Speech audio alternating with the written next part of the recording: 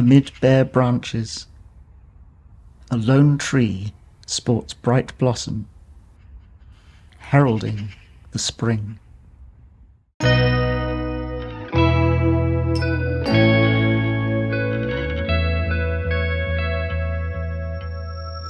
So, it's time for my March reading wrap-up. It's been a pretty good month overall, just on a personal level. I had my final session of therapy, and as far as things are going, I'm feeling pretty stable and pretty optimistic about everything, and yeah, mostly staying in good habits. So yeah, I think that's been really helpful. Channel-wise, I did my very first live stream, which was with Gareth from Books, Songs and Other Magic, where we had a chat about my favourite films for his Desert Island Flicks series.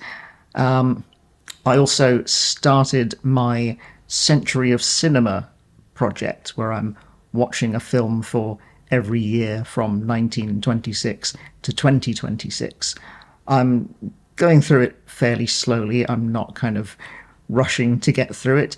It'll probably be at least next year by the time I actually finish it, because I'm not watching exclusively those films. But yeah, it's a fun project and I'm enjoying it so far. But in terms of reading, I read 7 books in March, of which 5 were new to me. And yeah, let's get on with those. Oh, and just as a side note, as part of my energy management thing for therapy, I have recorded this video in several different sessions instead of one long and exhausting session. So if you see my clothes changing throughout the video, that's why. And also I have started making a few kind of shorter videos and posting them throughout the month. So there are a couple of books that, instead of talking about fully in this wrap-up, I'll just direct you to separate videos about them. So yeah, without further ado. My first read of the month was A Sorceress Comes to Call by T. Kingfisher. This is a sort of fantasy horror from 2024, and it's loosely inspired by a relatively obscure grim fairy tale, The Goose Girl. I haven't actually read The Goose Girl, but I did have a glance at the synopsis, and yeah, there's not actually a lot of the plot retained, but I can definitely see where the gist of it comes from. Anyway, the villain of the piece is a woman called Evangeline, who is the eponymous sorceress, and she's also an abusive mother. She has the power to basically puppet people against their will. She can control people's muscles and make them do things and say things that they wouldn't otherwise do or say. And the person who most bears the brunt of this power is her teenage daughter, Cordelia. Now, Evangeline goes off to find a rich husband for herself. She's very much a social climber, and that's her plan. But this then puts Cordelia in touch with some new friends who may be able to help her escape the clutches of her evil mother. This is a pretty dark and creepy book, in a good way.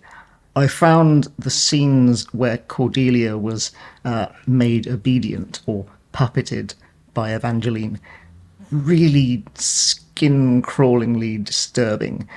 And I think possibly if you have experience of an abusive parent, then this book might be one you want to skip, because I'm fortunate enough to not have that experience, and it was pretty disturbing for me to read. So I don't know how it would be for someone with that lived experience.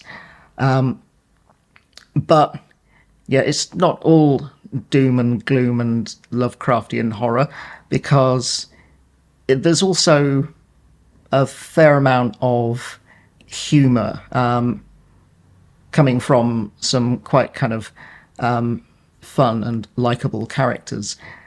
There's a character called Hester, who's the sister of the rich man that Evangeline sets out to marry, and she can tell right from the off that Evangeline is bad news. There's also Hester's love interest, Richard, and their friend Penelope. They're all really fun and charming characters, and the whole thing kind of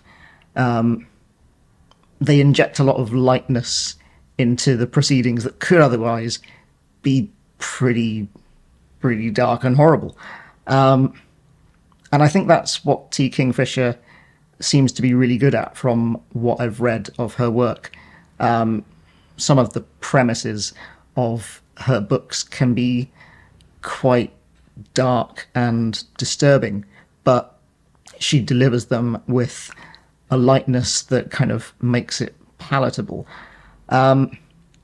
This might be my favourite of the T. Kingfisher books that I've read so far. This is my third, I think. But I think it's maybe just a smidge too long. Still very good overall, and I would definitely recommend it. But yeah, I could maybe stand to lose, I don't know, 50 pages or so, just pick up the pace a little bit. But otherwise, yeah, I really enjoyed it. My next read of the month was Lord of Light by Roger Zelazny.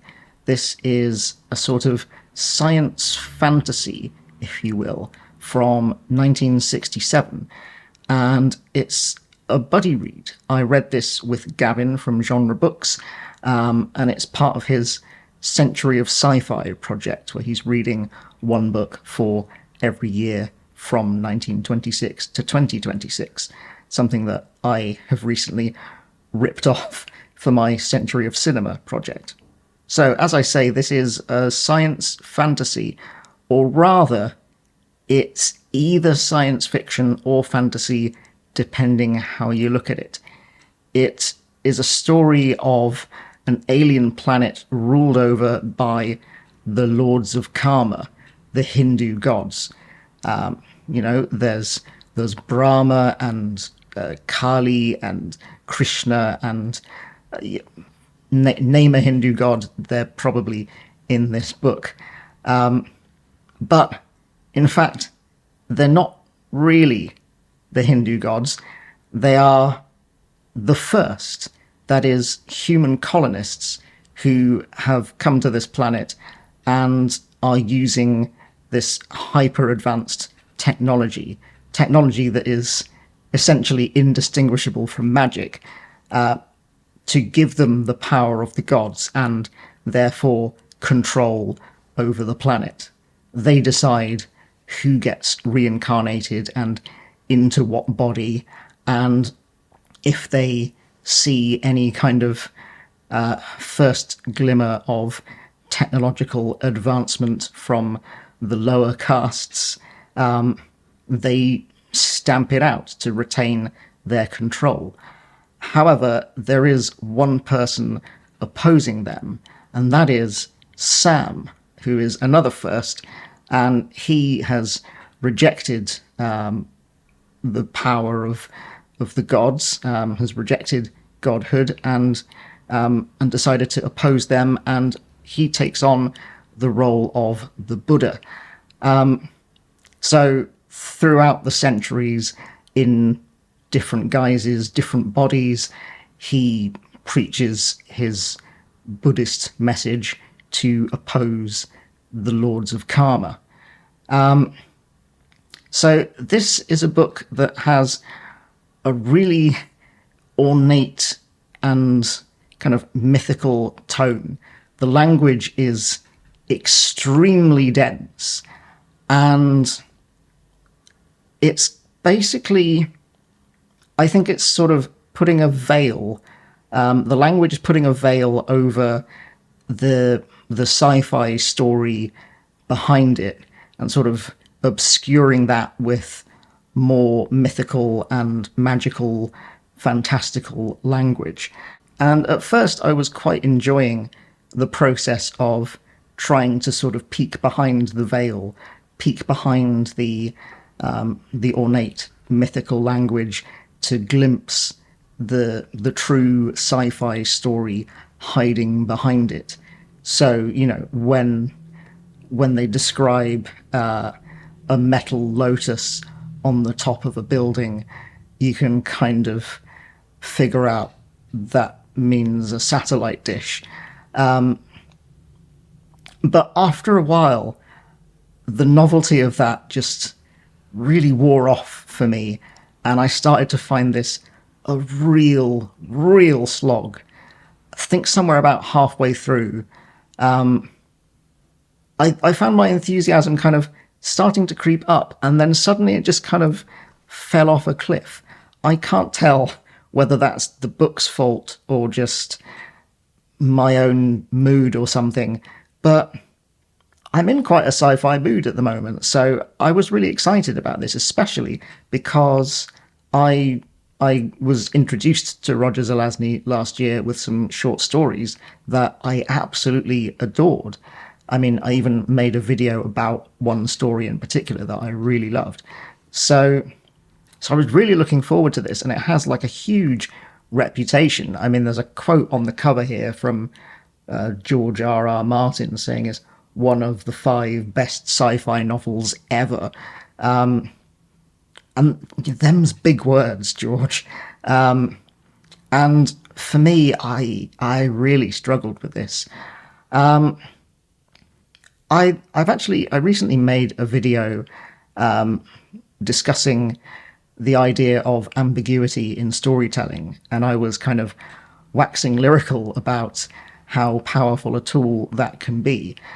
And I still stand by those words, but in this instance, I found that the ambiguity was not one of open interpretation. It was more like the whole thing was written in code, and you had to decode it to see the one correct interpretation behind that coded language. And as I say, the novelty of that really wore off for me. So yeah, it's a shame, because I was all set to love this. I was really excited about reading it, and in the end, it was a real disappointment. I can't say I enjoyed it very much at all. However, I am looking forward to recording a chat video with Gavin so that we can discuss our thoughts on the book in more detail, and maybe he'll change my mind. Who knows? My next read this month was How to Read a Tree, Clues and Patterns from Roots to Leaves by Tristan Gooley. This is a non-fiction nature book from 2023, and as the title quite obviously suggests, it's about how to read a tree. More specifically, it's about how to recognise the patterns that I think our eyes are always picking up, but maybe our brains haven't been registering, or at least mine hadn't. So it's about how to recognise and acknowledge those patterns, and what you can learn from the world around you by investigating those patterns. So it's a lot about some very kind of obvious things that I maybe hadn't really picked up on before, like the difference between coniferous and broadleaf trees, and why you see certain types of tree in certain places more than others. Like, you see coniferous trees generally at higher altitudes than broadleaf ones. And yeah, why trees grow to certain sizes and in certain shapes and directions, and what you can intuit about that tree's environment based on the patterns that you see in the tree. Ultimately, it's kind of a guide for natural navigation. So if you're a hiker, it could be really useful just to know that a tree out in the open will grow more towards the south, because that's where the sun is most of the time. So again, it's kind of perfectly logical, but it's not something I'd ever really noticed before. Now, I'm not sure how much use I'll get out of that piece of knowledge, as I'm not much of a hiker. You know, the woods aren't very wheelchair friendly, so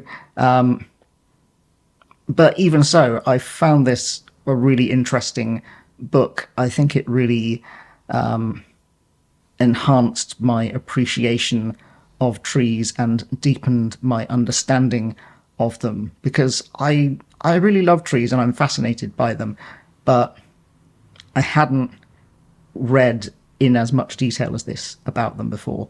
And this is kind of, you know, I don't think this is like getting really in depth about trees, but it's a great kind of introduction to a more detailed view of trees. So I really appreciated it for that. Tristan Gooley also does kind of work in a little bit of gentle humour, which kind of sweetens the pill as well. So I really enjoyed that. And yeah, I think it's really well laid out in a kind of logical progression.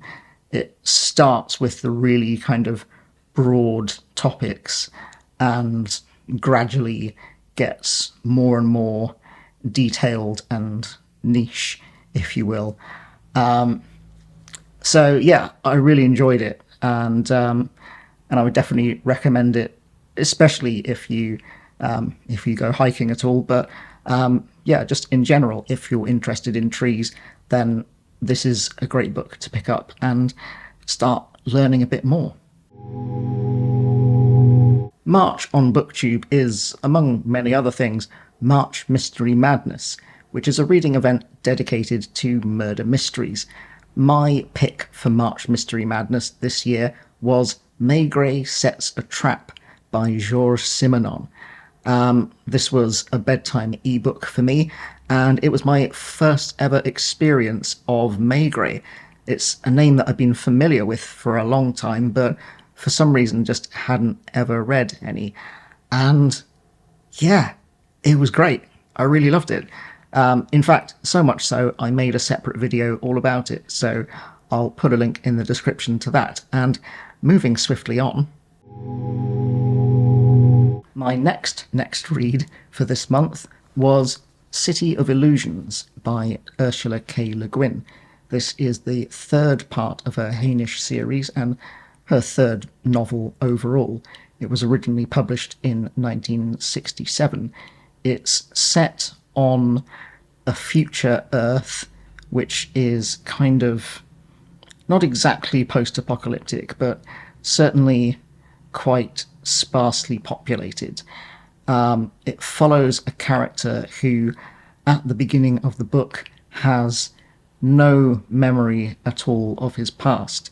He emerges from a forest, exhausted and terrified, and yeah, his memory is a complete blank.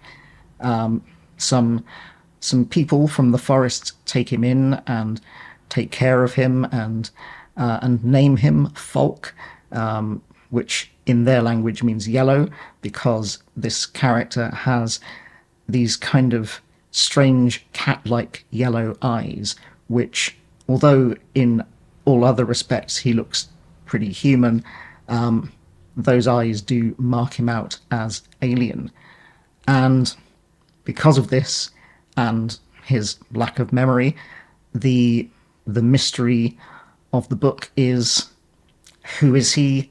Where does he come from? And why doesn't he remember? Who has erased his memory and why? And his friends from the forest, they teach him language, and they teach him what little they know of history, and they warn him about a group of mysterious, elusive baddies called the Shing. So eventually Falk sets out on a quest to find out his true identity, and this quest takes him gradually towards the titular City of Illusions. So, as I said, this is the third of Le Guin's books, and I think it's easily the strongest of those three.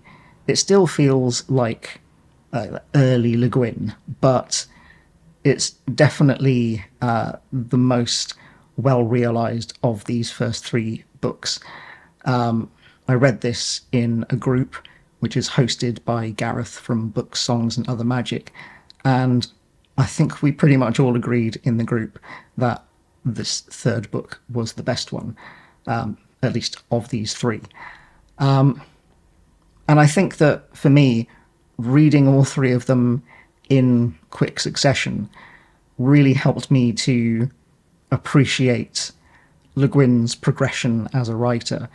I could, each book was fresh in my memory as I was reading the next one, so I was able to really compare them closely and see how her writing had improved and progressed in pretty quick order as well, because those first three books were all published in the first two were in 1966, and then this one was 1967. So, she was rattling them out and improving pretty quickly.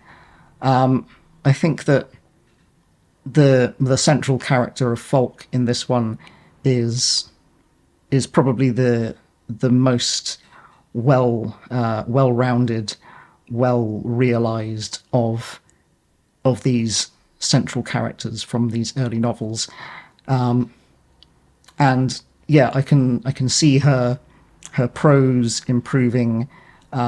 It's more evocative, more streamlined, and yeah, more intriguing.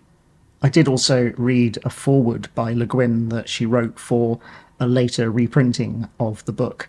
It's not included in this edition, but I have it in another book. And in that foreword, she did express her dissatisfaction with the Shing, and kind of dismissed them as kind of obvious, uninteresting villains. And I can kind of see what she means. Le Guin tended not to write outright villains in her books. She doesn't really often deal with such a kind of simplified, mythical, heroic,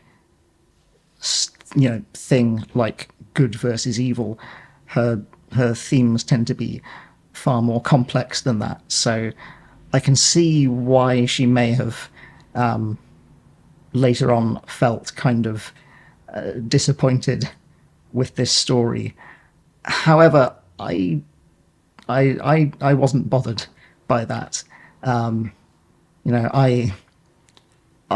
not Le Guin, so I don't have that sense of disappointment. And yeah, I really enjoyed it. So yeah, sorry, Ursula. That said, it still does feel kind of like early Le Guin, as I said, but yeah, it's the latest of the early Le Guin books, I think. So although she would go on to better and deeper things, this definitely kind of sets the stage for those better and deeper things. And yeah, I really enjoyed it. I'm also still really enjoying the group reading experience, and I think we're all really excited for our April read, The Left Hand of Darkness. And yeah, we're also looking forward to having a live stream chat about the first three books on Gareth's channel, so stay tuned for that. One of the many reading events happening in March is March on the Rails, which is dedicated to books about trains. So my pick for March on the Rails was Strangers on a Train by Patricia Highsmith. This is a 1950 psychological thriller about two strangers who meet on a train. This was a reread for me, and when I first read it, I was kind of underwhelmed by it. I think in part because the Hitchcock film was still fresh in my mind, and the two are quite different after a certain point in the story. And yeah, I think first time round, I just found the book less exciting than the film. However, this time round, I absolutely loved it. It reminded me just how much I really enjoyed Patricia Highsmith, which is something that I'd kind of forgotten about and drifted away from over the last 10 years. So it's really exciting to suddenly remember, oh yeah, this is an author I actually really love and really want to read some more of. And because this was my March on the Rails pick, I already made a separate video about it. So if you want to hear more about that, the link's in the description. And my last read of March was a bedtime ebook, and it's Seacrow Island by Astrid Lindgren. This is a sort of middle grade fiction from 1964, and it follows a family called the Melkersons who go on holiday to Seacrow Island. The family includes a widowed father, Melker, and his 4 children. The oldest is his only daughter, Marlin, and she is kind of a surrogate mother to the rest of the family. There are 2 kind of practically interchangeable middle sons, and then a younger son called Pelle, and yeah, it's all about them going on holiday to Seacrow Island and staying in this rather dilapidated cottage, which they end up growing to love, and they grow to love the island and the people who live there, and kind of come to think of it as home. I was all set to love this book. I found it in a list of recommendations for fans of the Moomins.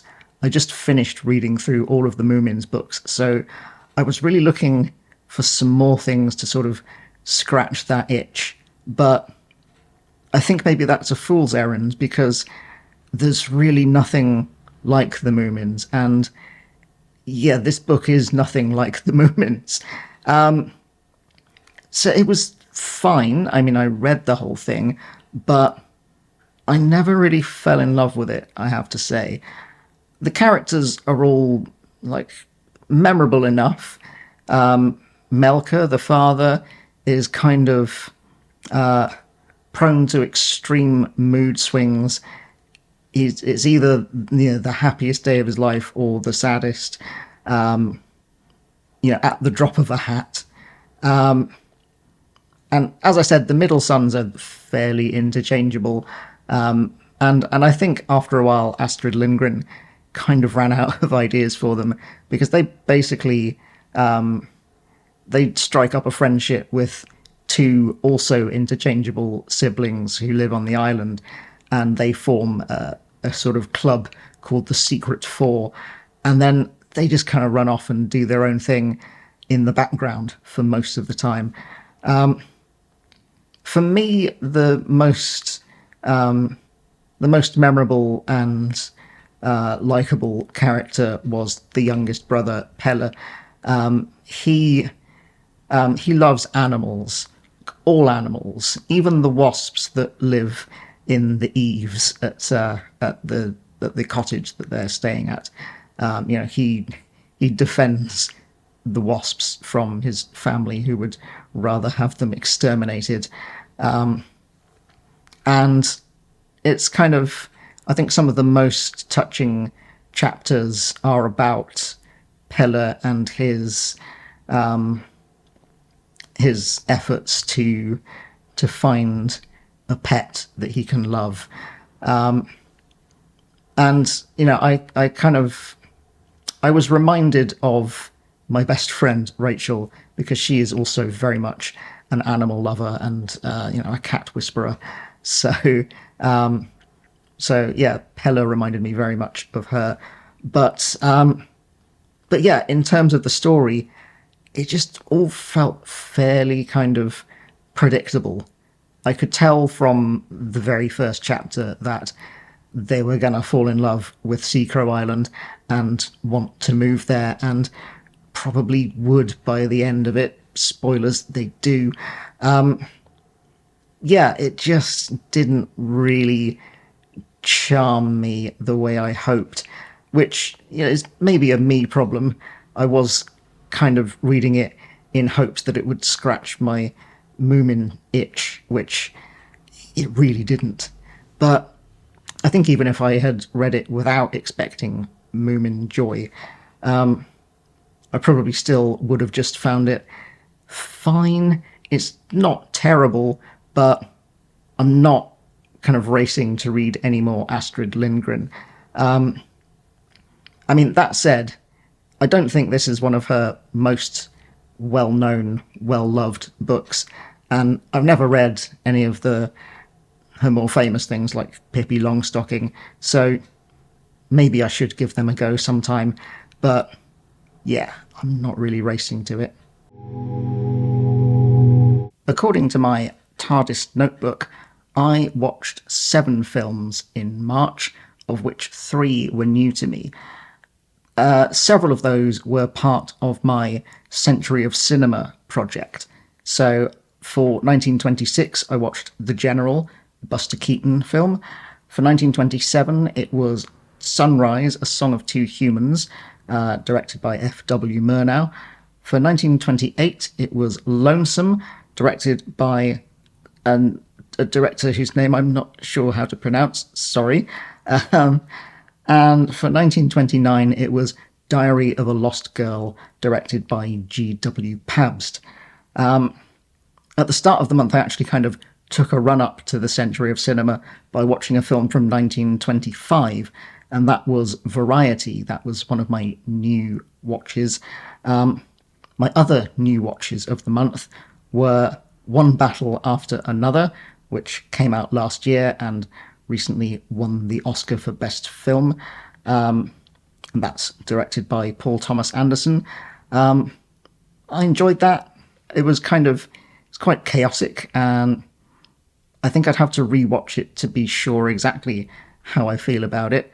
Not entirely sure yet, but it certainly swept me along while I was watching it. So yeah, I thought that was good.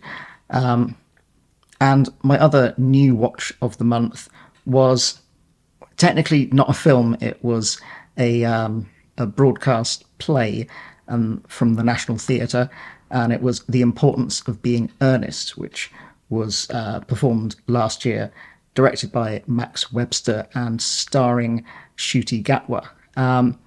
I'm a big fan of Ncuti Gatwa from both Sex Education and Doctor Who. And yeah, I really enjoyed his take on that Oscar Wilde classic. It's a play that I've seen many times, both live on stage and film versions and filmed stage plays as well. So I kind of know it like the back of my hand, and yeah, I thought this was a good version. Not necessarily my favourite, but definitely very good, and yeah, delightfully gay. In TV watching, I watched 19 episodes of Things, of which 11 were new to me. I have been working through a rewatch of the original series of Star Trek, so I watched 8 episodes of that from the first season.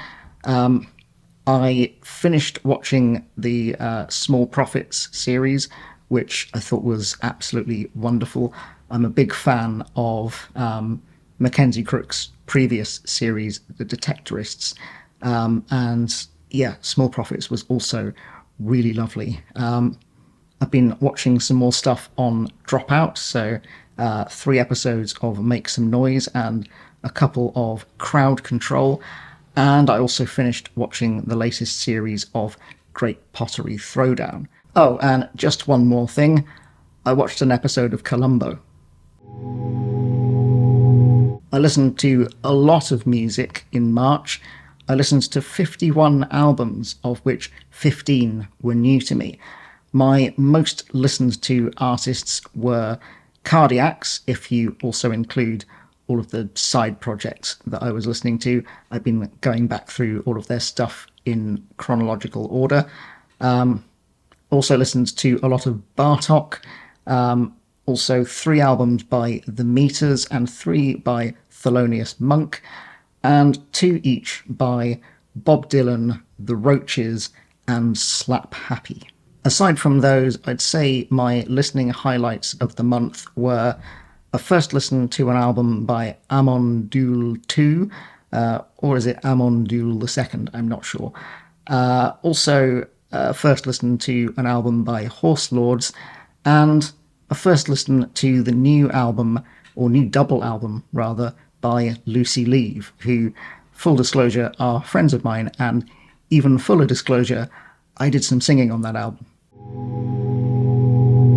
So that's everything I read, watched, and listened to in March. I'd love to hear in the comments if you've read any of these books and what you thought of them. I'd also love to hear if you have any recommendations for books that might scratch my Moomin's itch in a way that Seacrow Island failed to do. I may be forced to just reread the Moomin's books. Yeah, I'm probably going to do that. But yeah, whatever's on your mind, I'm always happy to hear from you. But anyway, that's about it from me today. I hope you're having a lovely day, and I will see you when I see you.